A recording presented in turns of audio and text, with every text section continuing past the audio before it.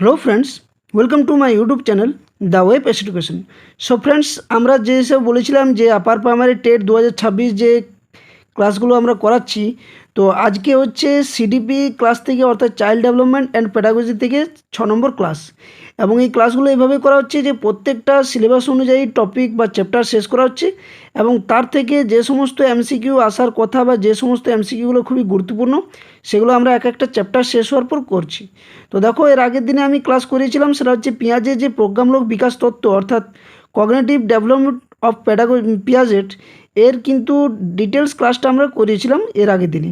তো যারা ক্লাসটা দেখোনি, প্রথমে বলবো যে তোমরা বৃদ্ধি বিকাশ পরিণমন তার থেকে যে এমসিকিউর ক্লাস বা ডিটেলস ক্লাসটা, তারপরে যে পিয়াজের প্রোগ্রামমূলক বিকাশ তত্ত্বের যে ডিটেলস ক্লাস, অবশ্যই চ্যানেলের প্লেলিস্টটিকে ভিজিট করো এবং ক্লাসগুলো দেখো।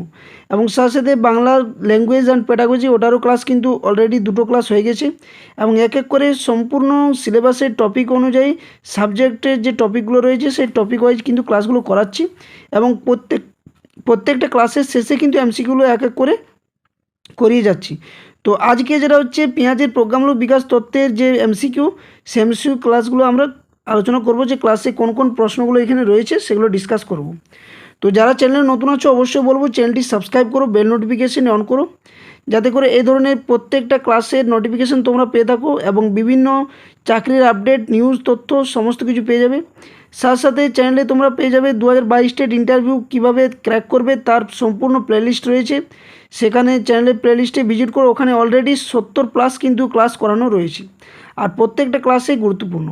আর এই যে আমি ক্লাসগুলো করাচ্ছি তার ক্লাসের পিডিএফ সম্পূর্ণ ফ্রি অফ কস্ট তোমরা দ্য ওয়েব এডুকেশন যে টেলিগ্রাম চ্যানেল সেখানে কিন্তু পেয়ে যাবে। তো অবশ্যই টেলিগ্রাম চ্যানেলে যুক্ত থাকবে, ওকে। এবং সম্পূর্ণ ফ্রি অফ কস্ট কিন্তু এই পিডিএফগুলো সেখানে তোমরা ডাউনলোড করতে পারবে। তো ডেসক্রিপশন বক্সে চ্যানেলের প্লেলিস্টের লিঙ্ক, যে ক্লাসগুলো করাচ্ছি তার প্লেলিস্টের লিঙ্ক এবং টেলিগ্রাম চ্যানেল লিঙ্ক কিন্তু তোমাদের প্রোভাইড করা হবে, ওকে। তো সেখান থেকে অবশ্যই টেলিগ্রাম চ্যানেলে যুক্ত হবে। তো দেখো, আজকে যেটা আমরা আলোচনা করবো সেটা হচ্ছে এমসিকিউ আকারে যে প্রশ্নগুলো রয়েছে, অর্থাৎ প্রোগ্রামমূলক বিকাশে যে পিয়াজের তত্ত্ব অর্থাৎ কগনিটিভ ডেভেলপমেন্ট অফ পিয়াজেট, তার কিন্তু ডিটেলস আলোচনা করেছি আগে। আজকে কিন্তু এমসিকিউটা রয়েছে। তো প্রথম প্রশ্ন দেখো কি রয়েছে, 1 নম্বর প্রশ্ন, এবং সকলে কমেন্ট করে কিন্তু উত্তর দেওয়ার চেষ্টা করবে। আর ভিডিওটি দেখার সাথে সাথে একটা লাইক এবং বন্ধুর সাথে শেয়ার অবশ্যই করো। তো দেখো, প্রথম প্রশ্ন যেটা রয়েছে সেটা হচ্ছে এই যে জিন পেঁয়াজের বিকাশের তত্ত্ব, সে সম্পর্কে নিচের কোন বিবৃতিটি সঠিক, অর্থাৎ কোনটি সঠিক সেটা কিন্তু এখানে জিজ্ঞেস করা হয়েছে। তো দেখো প্রশ্নগুলো কী রয়েছে, অপশানগুলো কী রয়েছে। প্রথম অপশানে রয়েছে দেখো, শিশুদের সাংস্কৃতিক প্রেক্ষাপট অনুযায়ী স্তরে ক্রমপরিবর্তন হতে পারে। 2 নম্বর, তিনি যুক্তি দেন যে স্তরে স্তরে অগ্রগতির পরিবর্তে প্রজ্ঞামূলক বিকাশ অব্যাহত রয়েছে। 3 নম্বর, তিনি বলেন যে প্রজ্ঞামূলক বিকাশের 5টি স্বতন্ত্র স্তর প্রস্তাব করেছেন তিনি। এবং 4 নম্বর বলা রয়েছে স্তরগুলি হলো অপরিবর্তনীয়, যার অর্থ হলো কোনো স্তরে এড়ানো যায় না।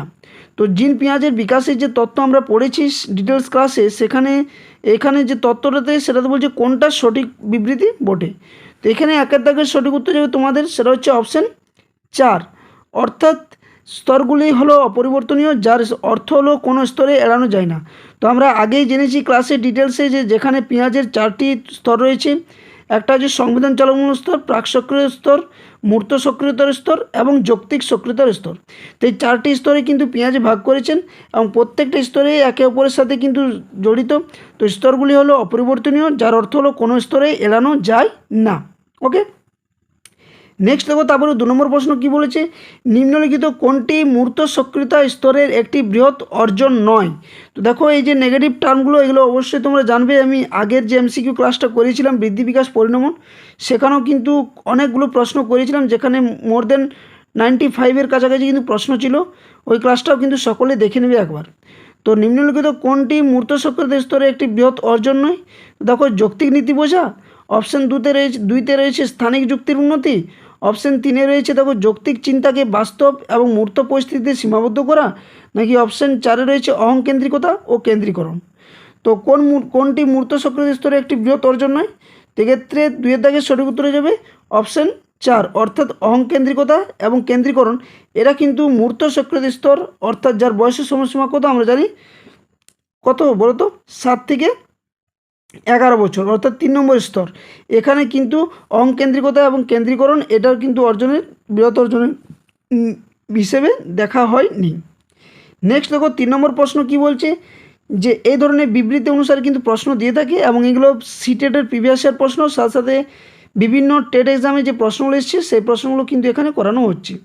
তো রাহুল একটি 5 বছর বয়সী ছেলে, ঠিক আছে, সে বোঝে যে যদি একটি ব্যায়াম লম্বা এবং পাতলা, আচ্ছা এটা ভুল দেওয়া আছে, ব্যায়াম বলেছে, অর্থাৎ কোনো একটা বিষয় রয়েছে স্তম্ভ, লম্বা এবং পাতলা হয় এবং অন্যটি ছোট এবং চড়া হয়, তবে এই সমস্ত ব্যায়ামে, অর্থাৎ যে ব্যায়ামটা রয়েছে সেটা সমান সংখ্যক ক্যান্ডি ভর্তি করা যেতে পারে। নিচের কোন দিকগুলো রাহুল পেঁয়াজের তত্ত্ব অনুযায়ী অর্জন করেছে? তো এই যে বিবৃতি ধরেছে, রাহুল একটি 5 বছর বয়সী ছেলে, সে কিন্তু ব্যায়াম লম্বা এবং পাতলা হয় এবং অন্যটি ছোট এবং চড়া হয়, তবে এই সমস্ত ব্যায়ামে যদি সমান সংখ্যক ক্যান্ডি ভর্তি করা যেতে পারে, তার নিচের দিকগুলির মধ্যে কোনটি রাহুল পেঁয়াজের তত্ত্ব অনুসারে অর্জন করতে পেরেছে? অপশান এতে দেখো কী রয়েছে, সামাজিক ধারণা। অপশান 2 রয়েছে কি, পরবর্তী ধারণা। অপশান 3 কী রয়েছে দেখো, কল্পনা, এবং অপশান ডিতে রয়েছে সংরক্ষণ। তো এক্ষেত্রে 3 দাগের সঠিক উত্তর কী হবে না, এক্ষেত্রে রাহুল যেটা অর্জন করতে পেরেছে সেটা হচ্ছে কি সংরক্ষণের ধারণা, অর্থাৎ অপশান 4 হচ্ছে এখানে সঠিক উত্তর, অর্থাৎ সে সংরক্ষণ করতে শিখে গেছে। এবং সংরক্ষণ কোন স্তরে দেখা যায়, যারা ক্লাসটা দেখেছো অবশ্যই কমেন্ট করে জানাও যে সংরক্ষণের যে ধারণা সেটা পেঁয়াজের প্রজ্ঞামূলক যে বিকাশ তত্ত্ব সেটা কোন স্তরে লক্ষ্য করা যায়। ওকে, কমেন্ট করে অবশ্যই আমাকে এটা জানাও উত্তরটা। নেক্সট দেখো, তারপরে দেখো প্রশ্ন 4 নম্বরে বলছে, খুব অল্প বয়সী শিশুরা হয় একটি বস্তুর দিকে তাকাতে পারে বা যখন এটি তাদের হাতের সংস্পর্শে আসে তখন এটিকে তারা উপলব্ধি করতে পারে। তারা একই সময়ে তাকানো এবং আঁকড়ে ধরার মধ্যে সমন্বয় সাধন করতে পারে না।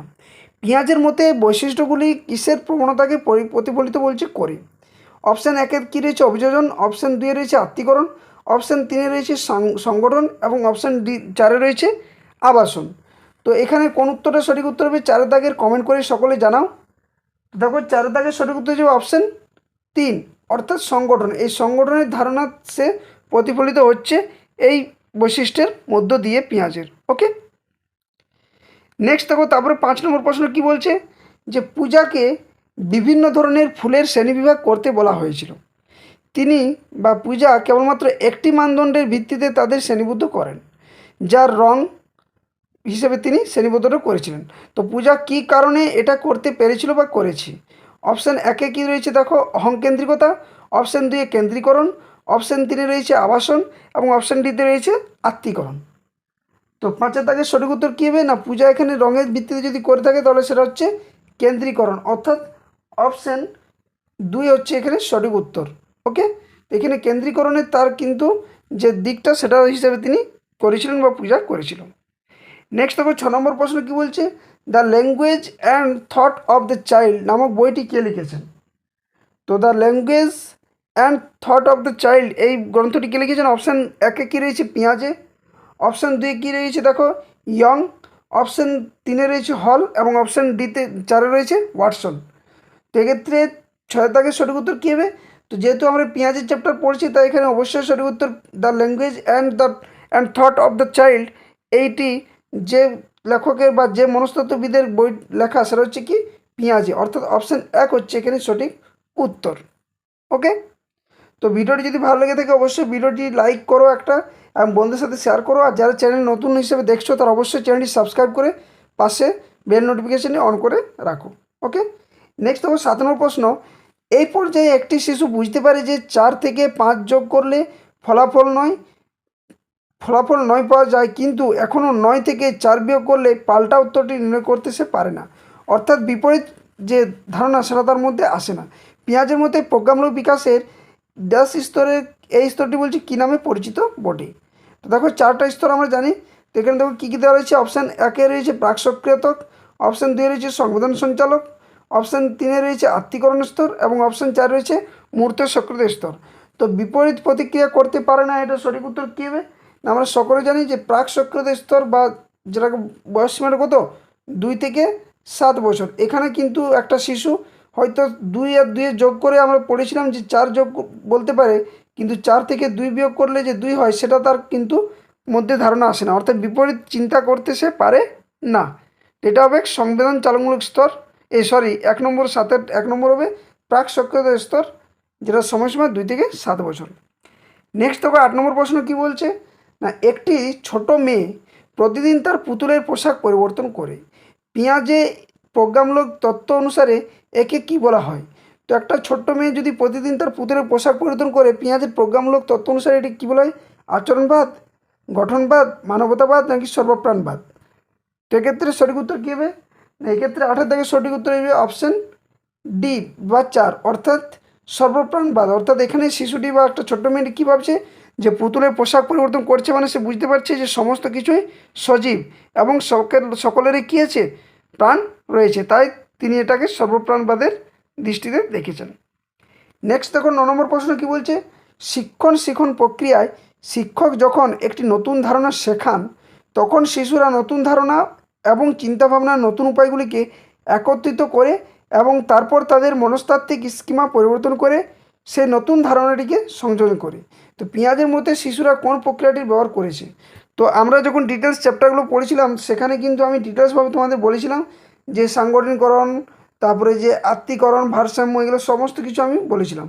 তো 9 দাগের দেখো অপশান কী রয়েছে, অপশান একে আবাসন, অপশান দিয়ে আত্মীকরণ, অপশান 3 ভারসাম্য এবং অপশান ডি 4 রয়েছে পর্যবেক্ষণ। তো এটা পেঁয়াজের মত অনুসারে কোন বিষয়ের কথা বলেছেন তিনি?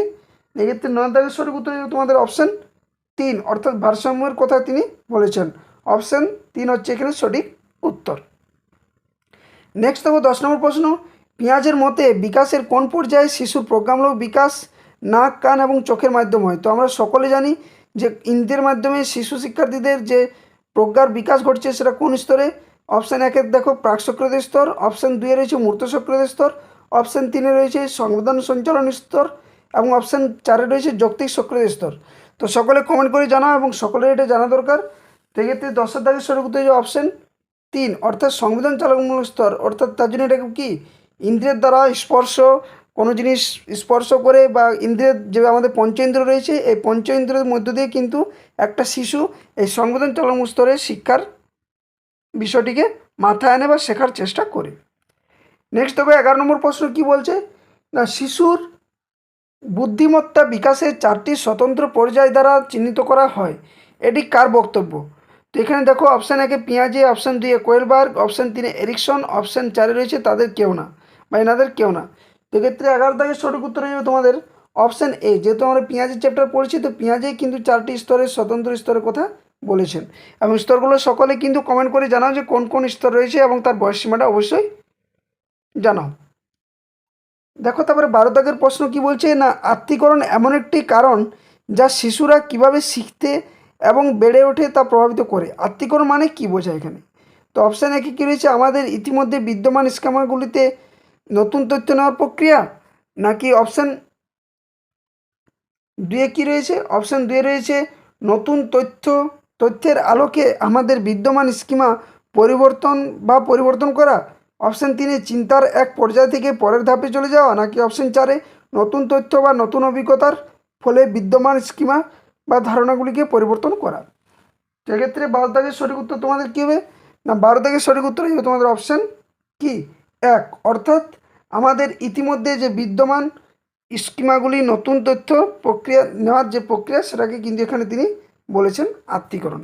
ওকে, নেক্সট তারপরে দেখো 13 নম্বর প্রশ্ন কি বলছে, যে লতা জানেন যে হলুদ এবং নীল রঙের মিশ্রণ সবুজ রং তৈরি করে, কিন্তু নীল এবং হলুদ রঙের মিশ্রণে প্রাপ্ত রং সম্পর্কে জিজ্ঞাসা করা হলে তিনি উত্তর দিতে ব্যর্থ হন। তার কারণ কি বলছে, তার কোন চিন্তাভাবনার অভাব রয়েছে এখানে? তো অপশান 1 রয়েছে দেখো সংরক্ষণের চিন্তা, নাকি অপশান 2 বিপরীততা, অপশান 3 রয়েছে জাদুকরী চিন্তা, নাকি অপশান ডিতে নির্মলতা। তো এক্ষেত্রে সঠিক উত্তর কী হবে, 13 দাগের সঠিক উত্তর হয়ে যাবে অপশান 2, অর্থাৎ বিপরীত যে প্রতিক্রিয়া সেটা সে করতে পারছে না বা এই স্তরে সে এখন উপনীত হয়ে রয়েছে। নেক্সট দেখো তারপরে 14 নম্বর প্রশ্ন, না পূর্বক্রিয়াত্মক পর্যায়ে শিশুদের অন্য ব্যক্তির দৃষ্টিভঙ্গি নিতে অসুবিধা হয়, এটি নিম্নলিখিত কোনটি হিসাবে পরিচিত? তো অপশান 1 বিপরীততা, অপশান 2 অহংকেন্দ্রিকতা, অপশান 3 সর্বপ্রাণবাদ এবং অপশান 4 রয়েছে গঠনবাদ। তো এক্ষেত্রে 14 দাগের সঠিক উত্তর কী হবে, না 14 দাগের সঠিক উত্তর হিসেবে তোমাদের অপশান 2, অর্থাৎ অহংকেন্দ্রিকতা, অর্থাৎ পূর্বক্রিয়াত্মক পর্যায়ে শিশুদের অন্য ব্যক্তির দৃষ্টিভঙ্গি নিতে অসুবিধা হয়, এটি অহংকেন্দ্রিকতা নামে পরিচিত। নেক্সট দেখো 15 নম্বর প্রশ্ন কী বলছে, পেঁয়াজের জ্ঞানীয় উন্নয়নের তত্ত্ব অনুযায়ী বা প্রজ্ঞামূলক তত্ত্ব অনুযায়ী বাসস্থানকে কী বলে উল্লেখ করা হয়। তো বাসস্থানকে কী বলে উল্লেখ করা হয়, দেখো অপশানগুলো কী রয়েছে একবার দেখার চেষ্টা করো। অপশান এ কী রয়েছে, ইতিমধ্যে বিদ্যমান জ্ঞানীয় কাঠামো এবং পরিবেশগত চাহিদাগুলির মধ্যে মিলের একটি সন্ধান। অপশান 2 রয়েছে, একজনের বিদ্যমান জ্ঞানীয় কাঠামোতে পরিবর্তন করে চিন্তাভাবনা এবং আচরণের নতুন উপায়ের সাথে মানিয়ে নেওয়া। অপশান 3 রয়েছে, পূর্ববর্তী জ্ঞান এবং নতুন জ্ঞানের মধ্যে ভারসাম্য রক্ষা করা। এবং অপশান 4 রয়েছে, অর্থপূর্ণরূপে উপলব্ধিমূলক এবং জ্ঞানীয় তথ্যের ব্যবস্থা। তো এক্ষেত্রে 15 দাগের সঠিক উত্তর কী হবে না, 15 দাগের সঠিক উত্তর হচ্ছে তোমাদের অপশান 2, অর্থাৎ একজনের যে বিদ্যমান জ্ঞানীয় কাঠামোতে পরিবর্তন করে চিন্তা এবং আচরণের নতুন উপায়ের সাথে মানিয়ে নেওয়া। নেক্সট 16 নম্বর প্রশ্ন, খুবই গুরুত্বপূর্ণ এই প্রশ্নটাও, যে স্কিমা বলতে কী বোঝায়। বিখণ্ডাত্মক তন্ত্র। অপশান 2 রয়েছে শেখার কৌশল। অপশান 3 রয়েছে দীর্ঘমেয়াদী স্মৃতিতে সংরক্ষিত তথ্যের সংগঠিত প্যাকেট, নাকি অপশান 4 রয়েছে প্রতিরক্ষা ব্যবস্থা। তো এক্ষেত্রে 16 দাগের সঠিক উত্তর হয়ে যাবে তোমাদের অপশান 3, অর্থাৎ দীর্ঘমেয়াদী স্মৃতি সংরক্ষিত তথ্যের সংগঠিত প্যাকেট একটা। নেক্সট দেখো 17 নম্বর প্রশ্ন কী বলছে, যে পেঁয়াজের মতে জ্ঞানীয় বিকাশের মূর্ত ক্রিয়াত্মক সময়কালকে শিশুর গড় বয়সীমা কত। সময়কালে বলছে শিশুর গড় বয়সীমা কত থাকে, অর্থাৎ এই যে মূর্ত ক্রিয়াত্মক বা সক্রিয়তার স্তর, এখানে বয়সীমা কত। অপশান 1 2 থেকে 7, অপশান 2 7 থেকে 12, অপশান 3 12 থেকে 17, নাকি অপশান 4 রয়েছে 18 বছর এবং তার বেশি। তো এক্ষেত্রে 17 দাগের সঠিক উত্তর হয়ে যাবে তোমাদের অপশান 2, অর্থাৎ 7 থেকে 12। 7 থেকে 12 হচ্ছে মূর্ত সক্রিয়তা এবং 2 থেকে 7 হচ্ছে কি প্রাক সক্রিয়তা স্তর। সংবেদনচালমূলক স্তর কি 0 থেকে 18 মাস বা 24 মাস বা 2 বছর। নেক্সট দেখো 18 নম্বর প্রশ্ন, জিন পেঁয়াজের তত্ত্বের প্রধান প্রস্তাবনা হলো কি। অপশান 1 কী রয়েছে, দেখো বাচ্চাদের চিন্তাভাবনা বড়দের চেয়ে উচ্চতর হয়, বাচ্চাদের চিন্তাভাবনা বড়দের থেকে পরিমাণগতভাবে আলাদা, বাচ্চাদের চিন্তাভাবনা বড়দের থেকে গুণগতভাবে আলাদা, নাকি অপশান ডি এ কি 4 কী রয়েছে না অর্থপূর্ণরূপে উপলব্ধি এবং জ্ঞানের তথ্যের ব্যবস্থা করা। সরি, এটা এখানে হবে, ঠিক আছে। কি বলছে না 4 নম্বর বলছে বাচ্চাদের চিন্তাভাবনা বড়দের থেকে নিচু মানের হয়। তো এক্ষেত্রে 18 দাগের সঠিক উত্তর হচ্ছে তোমাদের অপশান 3, অর্থাৎ কি না বাচ্চাদের চিন্তাভাবনা বড়দের থেকে গুণগতভাবে কিন্তু আলাদা হয়। অপশান 3 হচ্ছে 18 দাগের সঠিক উত্তর। তো ক্লাসটা কেমন লাগছে অবশ্যই তোমরা কমেন্ট করে জানাও, আর যারা চ্যানেল নতুন আছে অবশ্যই চ্যানেলটি সাবস্ক্রাইব করে বেল নোটিফিকেশনটি অন করো। তো দেখো নেক্সট 19 নম্বর প্রশ্ন কী বলছে না, আনুষ্ঠানিক ক্রিয়াত্মক পর্যায়ে শিশুরা নিম্নলিখিত কোনটি শুরু করে। তো এই সময় কী করে, সময় স্থান এবং সংখ্যার ধারণাগুলি সঠিকভাবে ব্যবহার করা। অপশান 2 মূর্ত বস্তু বা পরিস্থিতি সম্পর্কে প্রাথমিকভাবে চিন্তা করা। অপশান 3 বস্তুর স্থায়িত্বের ধারণাটি বিকাশ করা, এবং অপশান 4 বিমূর্ত নীতি এবং অনুমানমূলক সম্ভাবনার পরিপ্রেক্ষিতে কী করে চিন্তা করা। তো 19 দাগের সঠিক উত্তর হয়ে যাবে তোমাদের অপশান 4টা, অর্থাৎ বিমূর্ত নীতি এবং অনুমানমূলক যে সম্ভাবনার পরিপ্রেক্ষিতে চিন্তা করতে পারা, এটা হচ্ছে আনুষ্ঠানিক ক্রিয়াত্মক পর্যায়ে শিশুরা নিম্নলিখিত বিষয়টি থেকে শুরু করে।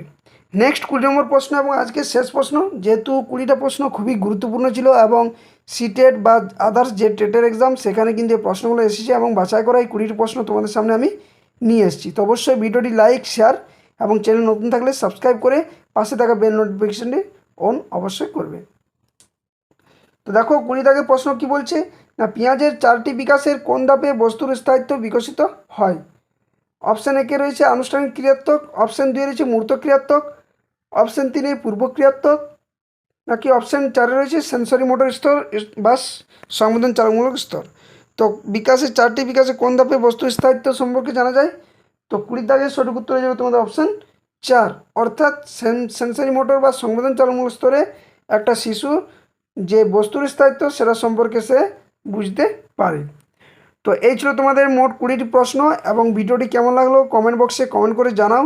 চ্যানেল নতুন থাকলে অবশ্যই দ্য ওয়েব এডুকেশন চ্যানেলটি সাবস্ক্রাইব করে পাশে থাকা বেল নোটিফিকেশনটি অন করে রাখো এবং ভিডিও ডেসক্রিপশানে বা ইউটিউব চ্যানেলে প্লেলিস্টটি ভিজিট করো। ওখানে আপার প্রাইমারির জন্য অলরেডি অনেকগুলো ক্লাস এক এক করে করানো হচ্ছে, টপিক ওয়াইজ চ্যাপ্টার ওয়াইজ, এবং প্রত্যেকটা চ্যাপ্টারের শেষে কিন্তু প্রশ্ন উত্তর এমসিকিউ আকার রাখা হয়েছে, যেগুলো CTET, WB TET, upper primary TET বা ইউপি টেট বা আসাম টেট বা ত্রিপুরা টেট এই সমস্ত টেটের থেকে কিন্তু প্রশ্নগুলো বাছাই করে নেওয়া।